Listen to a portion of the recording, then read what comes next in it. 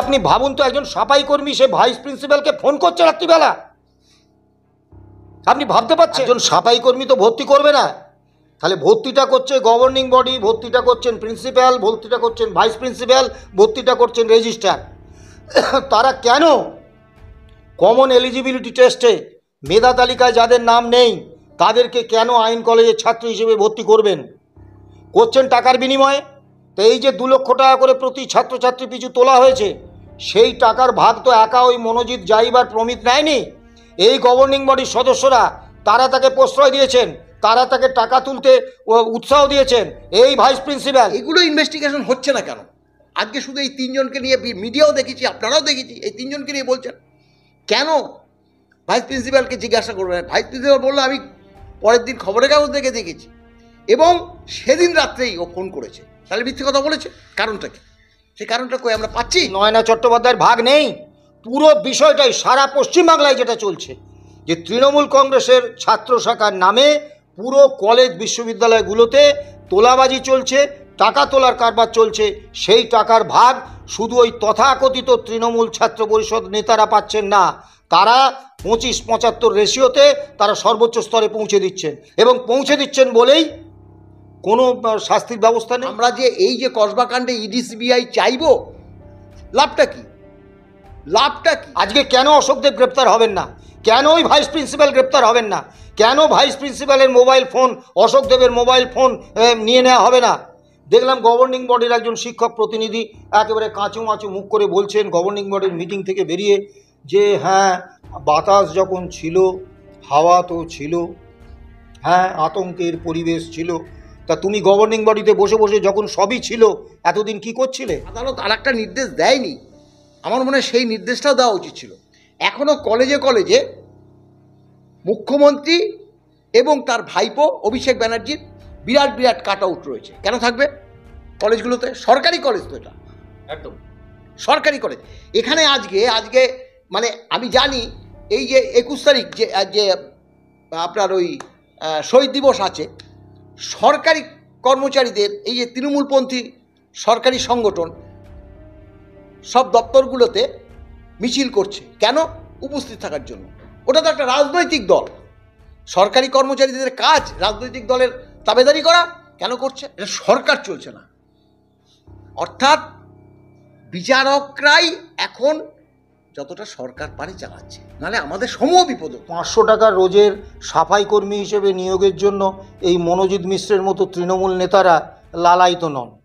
এই যে তাকে নিয়োগ করা হলো, তার মানে হচ্ছে তিনি তো ছাত্র নন, তাকে ওই কলেজে স্থায়ীভাবে আইনি প্রবেশাধিকারটা দেওয়া হল। সারা পশ্চিমবাংলায় প্রত্যেকটি কলেজে এই ধরনের এক শ্রেণীর দুর্বৃত্ত, তারা তৃণমূল কংগ্রেসের ছাত্র সংগঠন টিএমসিপির নামে তারা সেখানে দৌরাত্ম্য করে বেড়াচ্ছে, ছাত্রছাত্রীদের থেকে তোলা তুলছে, কলেজের থেকে ফেস্টের নামে, অনুষ্ঠানের নামে বিরাট পরিমাণ টাকা দিয়ে যতটুকু তো আসছে, মেয়েটা বেঁচে আছে বলেই তো আসছে।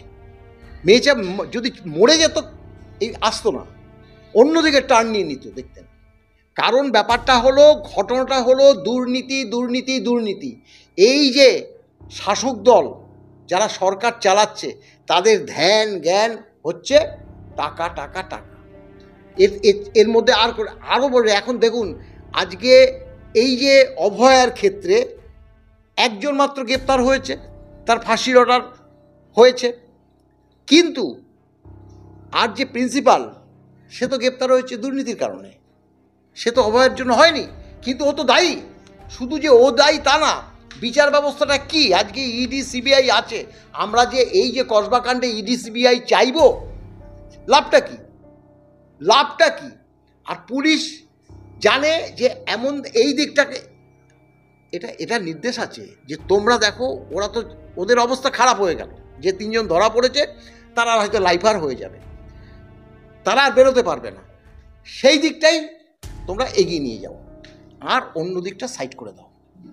কিন্তু যদি ইডি সিবিআই যদি ঠিকমতো এখানে ব্যবহার হতো, যদি এখানে তদন্তের জন্য নির্দেশ দিত এবং ইডি সিবিআই যদি ঠিকমতো ব্যবহার হতো, দেখতেন এখানে কারি কারি টাকার দুর্নীতির ব্যাপার আছে।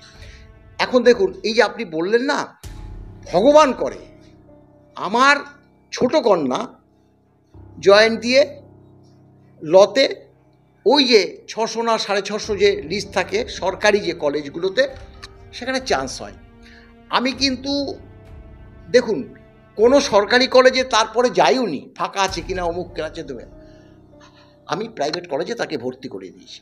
আমার মেয়েটা আমি মনে করছি ভালো শিক্ষা পেয়েছে, রিস্কটাও যে কম আজকে কিন্তু এই কসবা কাণ্ডে প্রমাণ হয়েছে। পড়াশোনা তো হয় না, তো মহিলাগুলো তো আতঙ্কের মধ্যে দিন কাটিয়েছে, দিনের পর দিন করছে। এবং আরও একটা কথা বলছি, এখানে যে দুই একজন বলেছে হয়তো অধিকাংশ মেয়ের সঙ্গে দুর্ব্যবহার করা হচ্ছে, তাদের সম্মানের জন্য আজকে তারা অনেকে মুখ খুলছে না। খুলবে কেন? আজকে যদি আমার মেয়ের ক্ষেত্রে হতো না, আমার মেয়ের ক্ষেত্রে হতো না, আমি বা আমার গিন্নিও বলতো মা চুপ করে যা, নয় বিপদ হয়ে যাবে।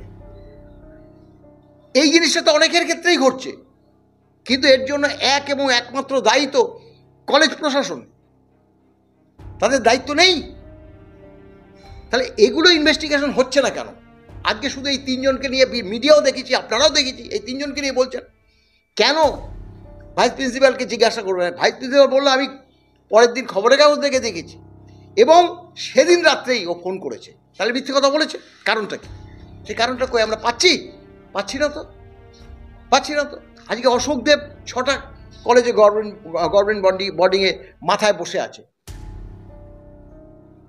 তিনি যে একসময় কংগ্রেস করতো, আমরা আইএনটিসি অনুমোদিত সংগঠন, একসময় আইএনটিসিও করতো, লোকটাকে ভালো বলেই মনে করতাম, কিন্তু তিনি যে ভালো না আজকে তো প্রমাণ হলো। তাহলে ব্যাপারটা কি? ঘটনাটা হচ্ছে এই, দেখুন এখন যদি আমি বলি যে সরকার চলছে না, সরকার চালাচ্ছে আদালত, বলেছে যে কাজটা করবার কথা কলেজ কর্তৃপক্ষের, সরকারের, এই যে ইলেকশন হচ্ছে না, ইউনিয়ন ঘরগুলো খুলে রেখেছে, সেটা আদালতের করতে হবে। আমি তো আদালত আর একটা নির্দেশ দেয়নি, আমার মনে হয় সেই নির্দেশটাও দেওয়া উচিত ছিল। এখনও কলেজে কলেজে মুখ্যমন্ত্রী এবং তার ভাইপো অভিষেক ব্যানার্জির বিরাট কাট আউট রয়েছে। কেন থাকবে? কলেজগুলোতে সরকারি কলেজ তো, এটা একদম সরকারি কলেজ। এখানে আজকে মানে আমি জানি এই যে 21 তারিখ যে আপনার ওই শহীদ দিবস আছে, সরকারি কর্মচারীদের এই যে তৃণমূলপন্থী সরকারি সংগঠন সব দপ্তরগুলোতে মিছিল করছে, কেন? উপস্থিত থাকার জন্য। ওটা তো একটা রাজনৈতিক দল, সরকারি কর্মচারীদের কাজ রাজনৈতিক দলের তাবেদারি করা, কেন করছে? বাধ্য হয়ে বা কর্মচারী সমাজ তাদের পিছু নিয়েছে, এবং সেখানেও তো অনেক মহিলা আছে, তারা যদি না যেতে চায়, তাদের উপর যদি এরকমভাবে জোর জুলুম হয়, তার দায় কে নেবে? কেন সরকার এখন হচ্ছে না? কেন এই যে 21 তারিখে উপস্থিত থাকার জন্য সরকারি দপ্তরে মিছিল মিটিং হবে, আমরা কনফেডারেশন স্টেট কংগ্রেসের তীক্ষ্ণ প্রতিবাদ করছি, এটা বন্ধ করতে হবে। আপনি দেখবেন মহাকরণে যান, আপনি বিকাশ ভবনে যান, আপনি নিউজ সেক্রেটারি বিল্ডিংয়ে যান, বা আপনি বিধানসভায় যান, সবই ওই তৃণমূলপন্থী সরকারি কর্মচারীদের 21শে জুলাই থাকার জন্য বার্তা পাঠাচ্ছে। কেন পাঠাবে? এটা সরকার চলছে না, অর্থাৎ বিচারকরাই এখন যতটা সরকার পারে চালাচ্ছে, নাহলে আমাদের সমূহ বিপদ হতো। একদম। আমি আমি শ্যামল স্যারের কাছে আমি বলে নিই, আমি প্রশ্নটা আগে করে নিই। সেটা হলো এই যে এই ইউনিয়নের নামে একেবারে গুন্ডারাজ চলছে, একটা মাফিয়া গ্যাং তৈরি করে দেওয়া হচ্ছে কোনো নির্বাচন ছাড়া। 7 থেকে 8 জন, যাদের কাজ সকাল থেকে শুরু করে রাত অবধি টাকা তোলা, নিজেদের ক্ষমতা জাহির করা, পাস আউট করে গেছে সেই ধরনের ছেলে, এমনকি বাইরের ছেলেরাও। আমি বলছি এটা তো বন্ধ হচ্ছেই না। মুখ্যমন্ত্রী মমতা বন্দ্যোপাধ্যায় তিনি কোনো কিছুতে মানে এই সমস্ত ঘটনা ঘটছে সেদিকে নজর দিতেই নারাজ, অস্বীকার করে বেড়াচ্ছেন। আর তার ভাইপো নানান রকমের প্রতিশ্রুতি, এই করে দেবো ওই করে দেবো, ধর্ষক যারা তাদেরকে পয়েন্ট ব্ল্যাঙ্ক রেঞ্জে গুলি করা উচিত, কিন্তু কাজের বেলায় লবডঙ্কা। দেখুন, ইদানিংকালে একটা কথা খুব প্রচলিত, প্রাতিষ্ঠানিক দুর্নীতি। এই যে গণধর্ষণটা, এটা প্রাতিষ্ঠানিক গণধর্ষণ। যদি বলবেন কেন, এই সাউথ কলকাতা ল কলেজের প্রিন্সিপাল ছিলেন দেবাশিস চট্টোপাধ্যায়, তিনি প্রয়াত হয়েছেন। তিনি এই মনোজিৎ মিশ্রকে 3বার সাসপেন্ড করেছিলেন এবং 2017 সালে কলেজটা আগে একটি মেয়েদের কলেজে ছিল এবং সেখানে এই মনোজিৎ বাহিনীর ওই অবব্যতার কারণে তারা ওখান থেকে সাউথ ক্যালকাটা ল কলেজকে অন্যত্র ক্যাম্পাসে নিয়ে চলে যেতে বলে। তারপর কলেজটা ওখান থেকে সেই ক্যাম্পাসে এখনকার ক্যাম্পাসে আসে। তা 2017 সালে ওই পুরনো ক্যাম্পাসে হামলা, মারপিট, গুন্ডামি করার অভিযোগে এই মনোজিতের বিরুদ্ধে গড়িয়াহাট থানায় এফআইআর করেছিলেন ওই দেবাশিস চট্টোপাধ্যায়। শুধু তাই নয়, তিনি পরিচালন সমিতিতে রেজলিউশন করে 5 বছর ওই মনোজিৎ এবং তার দলবলকে ওই কলেজে ঢোকার উপর নিষেধাজ্ঞা জারি করেছিলেন। 2018 সালে ভদ্রলোক মারা গেলেন। তারপরেই তাকে কিন্তু কলেজে ঢুকতে দেওয়া হলো এবং কারা ঢুকতে দিলেন, এবং তাকে শুধু ঢুকতে দেওয়া হলো না, তাকে অস্থায়ী কর্মী হিসেবে নিযুক্ত করা হলো। এখন ওই 500 টাকা রোজের সাফাই কর্মী হিসেবে নিয়োগের জন্য এই মনোজিৎ মিশ্রের মতো তৃণমূল নেতারা লালায়িত নন। এই যে তাকে নিয়োগ করা হলো, তার মানে হচ্ছে তিনি তো ছাত্র নন, তাকে ওই কলেজে স্থায়ীভাবে আইনি প্রবেশাধিকারটা দেওয়া হলো। এবং এই যে গ্রেপ্তার, শুধু আপনারা মনোজিৎ আর ওই জয়ীব আহমেদ আর ওই প্রমিত মুখোপাধ্যায়, এরা তো অপরাধটা সংগঠিত করেছে। মূল অপরাধী এই যে কলেজের গভর্নিং বডি, সেই বডির চেয়ারম্যান যে অশোক দেব এবং বাকি যে গভর্নিং বডির সদস্য এবং ওখানকার যে ভাইস প্রিন্সিপাল আছেন, তারপরে যিনি প্রিন্সিপাল, যিনি রেজিস্ট্রার, তারা তো আসল অপরাধী।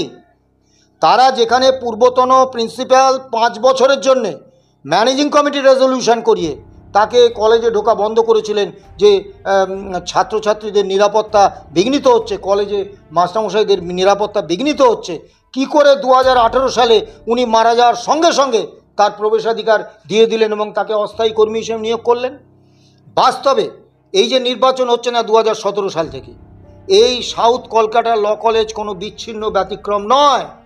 সারা পশ্চিমবাংলায় প্রত্যেকটি কলেজে এই ধরনের এক শ্রেণীর দুর্বৃত্ত, তারা তৃণমূল কংগ্রেসের ছাত্র সংগঠন টিএমসিপির নামে তারা সেখানে দৌরাত্ম্য করে বেড়াচ্ছে, ছাত্রছাত্রীদের থেকে তোলা তুলছে, কলেজের থেকে ফেস্টের নামে, অনুষ্ঠানের নামে বিরাট পরিমাণ টাকা তুলছে। আপনি ভাবুন,